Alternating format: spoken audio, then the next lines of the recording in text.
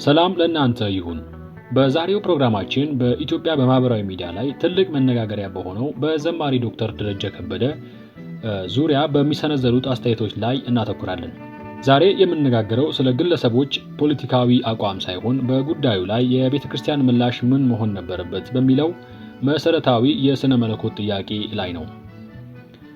አንዳንድ የአገልግሎት መሪዎች የሰነዘሩት የቁጣና የኩነኔ ቃል ክርስትና በመሰረታዊ መርሆች ወይንም ኮር ቫልዩ ላይ ይቆማል ወይንስ በስሜት የተነዳ ነው የሚል ትልቅ ስጋት ፈጥሯል።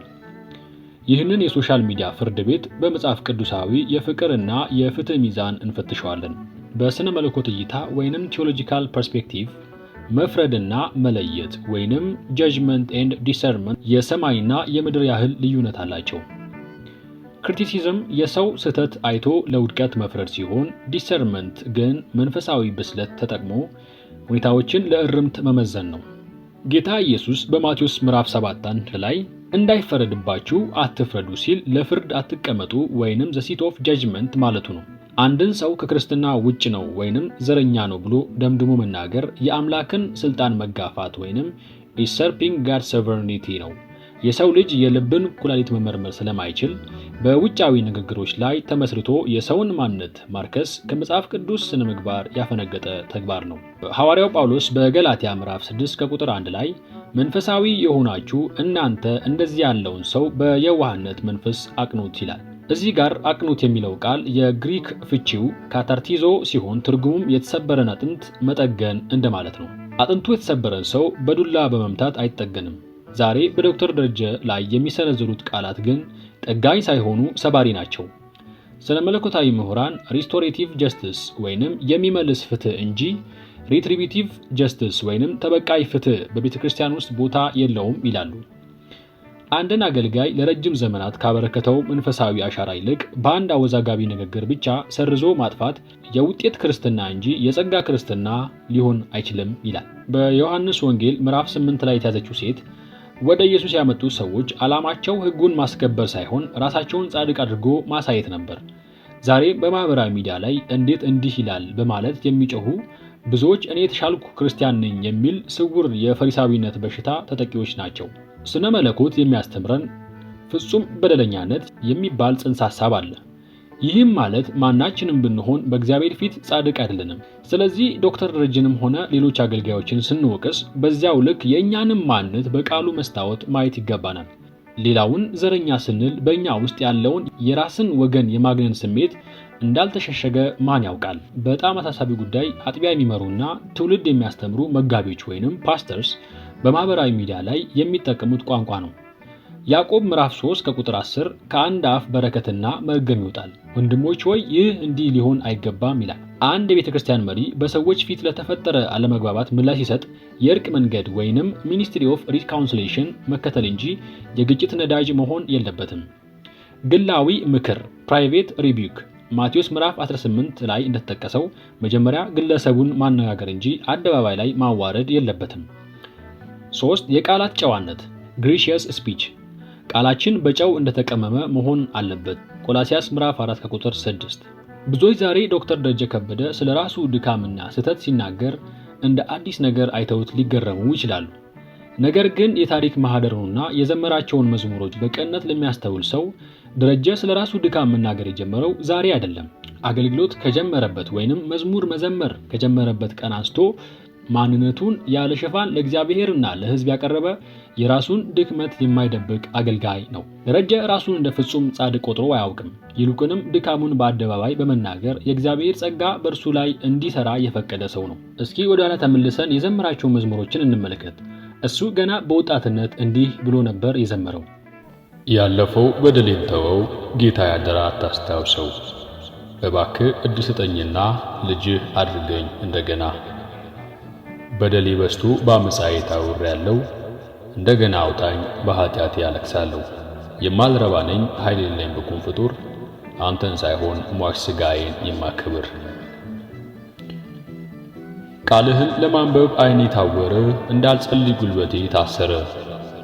አንተን እንዳላስብ አእምሮዬ ዛለ፣ እግሬም ወደ ጥፋት ኮበለለ። እኔን ጌታ ሆይ ድካም ይዞኛል፣ ድምፄንም ላሰማ አቅቶኛል።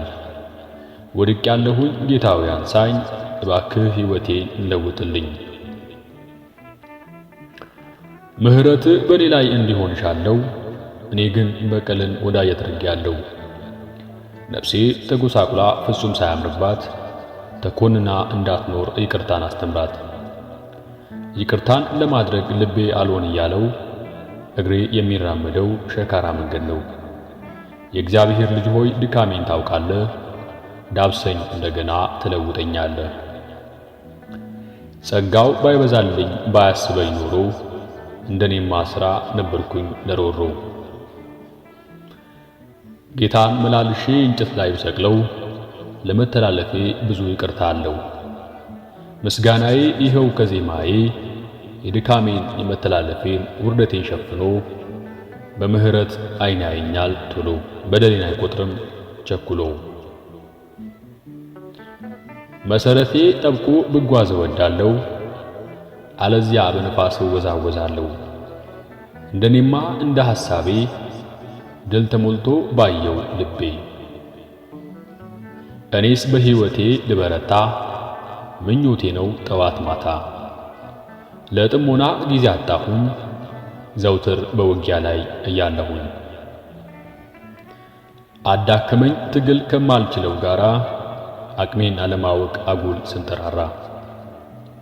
ኤልሻዳዩ ከላይ ወደ ታች እያየኝ ትጥቂ ላልቶ ስወድቅ አዝኖ ሰበሰበኝ። ዓይኔን አንስቼ ጨፍኜ እንዳላይህ ባጥንቴ የቀረው ምንም እንኩኝ ልጅ።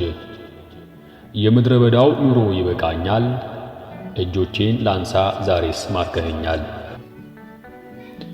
ይህ ግጥም የሚያሳየን አገልጋዩ ገና ከጥንት ጀምሮ በውስጡ ያለውን የሥጋና የመንፈስ ትግልን በሚገባ የሚያውቅ ሰው እንደነበረ ነው። ዛሬ የሰነዘረው ንግግር ከዚህ የሰውኛ ድካም የሚመነጭ እንጂ ድንገት የተፈጠረ አዲስ ባህሪ አይደለም። ሌላውና ይበልጥ የሚገርመው መዝሙሩ ደግሞ እንዲህ ይላል፣ ቃሌና አረማመዴ አንድ አልሆኑም ጌታ ሆይ አታስተካክለኝም ወይ? መሰናክል ለክርስቲያኖች ላልበሰሉት ለአንተ ልጆች እንቅፋት እንዳልሆንባቸው ጌታ ሕይወቴን አስተካክለው። ደረጃ እንቅፋት እንዳልሆን ብሎ የጸለየው ዛሬ በማህበራዊ ሚዲያ ሰው ሲወግረው ሳይሆን ገና በወጣትነት በለጋ ዕድሜው እያለ ነው። ይህ የሚያሳየው እሱ ሁልጊዜም ራሱን ለፈጣሪ እርማት ዝግጁ ማድረጉን ነው። ታዲያ ራሱን እንዲዝቅ አድርጎ አስተካክለኝ የሚልን ሰው እኛ በኩራት ልንፈርጅበት የምንችልበት ምን የሞራል የበላይነት አለን? ከመዝሙሮቹ መካከል አንዷ እንዲህ ትላለች፣ ጸልይለት ለደከመ መንገዱ ለተጣመመ፣ ጉድፉን አታጥራ የባልንጀራህን ትተ የራስህን። እከሌ ደከመ እከሌ በረታ፣ ምን ይረባል አንተ የሐሜቱ ካታ። ይህ ምክሩና ግልጽነቱ የሚያስተምረን ትልቁ ቁም ነገር ሴንቱድ ኢዝ ናት ፐርፌክሽን ወይንም ቅዱስነት ፍጹምነት አይደለም የሚለውን እውነታ ነው። ቤተክርስቲያን ፍጹማን ሰዎች የሚሰበሰቡባት ሳይሆን እንደ ደረጀ ድካሜን ታውቃለህ ዳብሰኝ የሚሉ በጸጋ የሚደገፉ ሰዎች ስብስብ ናት። እሱ ድካም አለብኝ ብሎ ሲናገር ያ ንግግሩ ለወቀሳ ሳይሆን ለፍቅርና ለጸሎት የሚያቀርበው መሆን ነበረበት። ደረጀ ዛሬም እንደ ትላንቱ የድካሜን የመተላለፌን ውርደቴን ሸፍኖ በምህረት ዓይን ያየኛል ቶሎ ብሎ የሚያምነው በዚያ ባወቀው በኖረበት ጸጋ ላይ ነው። ስለዚህ እኛ በደል ከመቁጠር ይልቅ ክርስቶስ ያስተማረንን የምህረትንና የይቅርታን መንገድ ልንከተል ይገባል። ለማጠቃለል ያህል ቤተክርስቲያን የቅዱሳን ሙዚየም ሳትሆን የኃጢአተኞች ሆስፒታል ነች። ዶክተር ደረጀ ከበደ ላለፉት 40 ዓመታት ለኢትዮጵያ ወንጌላዊት ቤተክርስቲያን የከፈለው ዋጋ በአንድ ፖለቲካዊ አንድምታ ባለው ንግግር የሚደመሰስ አይደለም። ክርስቲያናዊ ስነ መለኮት ሰውን ከድርጊቱ ለይተን እንድንመለከት ያስተምረናል። ድርጊቱን ብንቃወም እንኳን ሰብአዊ ክብሩንና የእግዚአብሔርን መልክ በእርሱ ውስጥ ልናከብር ይገባል። ፍቅር በሌለበት የሚደረግ ተግሣጽ ሁሉ ስድብ ነው። ስድብ ደግሞ የክርስቶስ ባህሪ አይደለም። ይህንን ጉዳይ እንዴት አያችሁት? ቤተክርስቲያን እንዲህ ባሉ ስስ ጉዳዮች ላይ ምን አይነት አቋም መያዝ አለባት ትላላችሁ? ሐሳባችሁን በጨዋነት ኮሜንት ላይ አስፍሩልኝ። የዛሬው ትንታኔ ጠቃሚ ሆኖ ካገኛችሁት ሰብስክራይብ በማድረግ ቤተሰብ ሁኑ። ስለተከታተላችሁኝ አመሰግናለሁ። ሰላም።